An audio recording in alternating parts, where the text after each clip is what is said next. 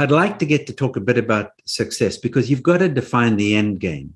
I mean, why are we in things with God? Not for our own benefit. God didn't put us on the planet to be blessed, to be happy, to live in Los Gatos where the weather is fine and so forth. No, he put us on the planet to make a difference, to accomplish his agenda. He populated the earth so that he had workers to accomplish his purpose. And we've adopted some evangelical notion that God was lonely, and so he made us so that he had his land. God could have got a puppy or a few more angels or something. No, he created us to work with him in collaboration with him. So how do we define success? Well, it's when God's job gets done. Not when the ROI is X, or the return on capital, or even the stewardship of capital is such and such a metric. So we have to define the end game.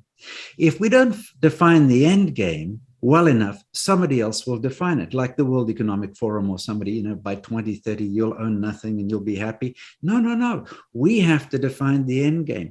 People from every tongue, tribe, and nation living like God, looking like God, flourishing, living to their full potential, working like God, and so on. So I think that we have to define the end game.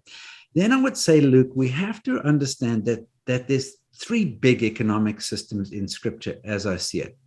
One is, let's call it Egypt or Babylon, and the other is the Promised Land, and in between you have the desert. Now, Egypt is quite interesting, but Deuteronomy chapter 11 says, look, the land that you're entering is not like the land you've come from, where you watered your vegetable garden by foot, but the land that you're going to is a land that I look after, and it gets its rain from heaven. If you obey me, I'll send autumn and spring rains. If you don't, you're toast. That's what God says. So let's unpack that a little bit. In Egypt, there was a predictable water supply. It's still there today. All you had to do, take your bucket, go down, get it, water your vegetables, and you're done. No dependence on God, just a little bit of effort, and you get your paycheck every month. Now, the desert is a bit different, because you're dependent daily for water, for manna, for quail on God, and every single day. And we call this living by faith. And we've made this the epitome, the ultimate of a Christian experience. I used to work at IBM. I used to work at Google. Now I'm living by faith. And we make that the ultimate destination. It was meant to be a temporary gap to get some Egypt out of our thinking and then get us into Promised Land thinking. And the weird thing about the Promised Land is that everybody had capital.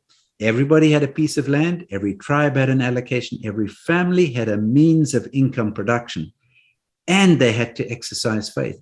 And this is the fascinating part about faith-driven investing. It's a combination of capital and faith. Whereas in the world system, it's capital without faith. The world system is crafted carefully so that you don't have to depend upon God. And one day, I realized one of the reasons I'm asking God for $1 million or 10 million is that I don't want to pray, give us this day our daily bread. That's really why I'm praying for it. But then I realized if God gave me $10 million, he'd give me a $20 million problem if I'm a kingdom person. That's what God does. He gives kingdom people problems for breakfast. So in the Promised Land, he says, okay, you've got a means of production and you have to exercise faith, because if you don't do things the way I want you to do it, there will be no rain and the place is going to be a desert. So it's a strange combination of capital and faith. And we've separated capital and faith, but in the Promised Land, they're fully integrated. The one's not a substitute for the other. They're just fully integrated.